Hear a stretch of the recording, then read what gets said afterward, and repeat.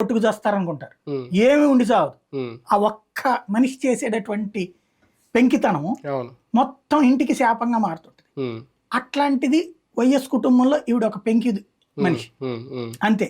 ఉమ్, అది ఏంటంటే అతి గారాభం వల్ల వచ్చినటువంటి. సాధారణంగా తండ్రికి ఆడపిల్ల మీద ఎక్కువ ప్రేమ ఉంటుంది, అవును. తల్లికి మగపిల్లాడి మీద ఎక్కువ ప్రేమ ఉంటుంది. ఉమ్, ఆ విధంగా తండ్రి దగ్గర గారం ఎక్కువ పోవడం, ఉమ్, అది గోల్డెన్ స్పూన్ బేబీ కావడంతో ఉమ్, ప్రతిదీ కూడా తన కాళ్ళ దగ్గరికి రావాలని కోరుకుంటుంది. ఉమ్, తన కాళ్ళ దగ్గరే ఉందనుకున్నది లేకపోవడం దగ్గర నుంచి సమస్య వచ్చింది. అవును. ఉమ్, అక్కడి నుంచి ప్రారంభమైనటువంటిది తన కుటుంబ సమస్యని లోకపు సమస్యగా, ఉమ్, వ్యక్తి సమస్యగా ఉమ్, తయారు చేస్తుంది. అవును.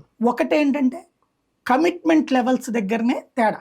ఉమ్, ఇవాల్టి వరకు ఒక సీరియస్గా చేసిన మాట రెండో రోజున తుస్సుమంటది.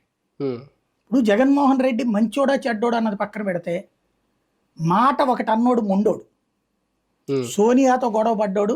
అవును. ఎప్పుడు గొడవ పడ్డాడు? తను ప్రభుత్వంలో ఉన్నప్పుడు. ఉమ్, 2 చోట్ల కాంగ్రెస్ అధికారంలో ఉన్నప్పుడు గొడవ పడ్డాడు. అవును. ఉమ్, ఎవడు ధైర్యం చేస్తాడు? తీసుకెళ్ళి బొక్కలో దోస్తాం రా అన్నా సరే ఉమ్, తెగించినోడు.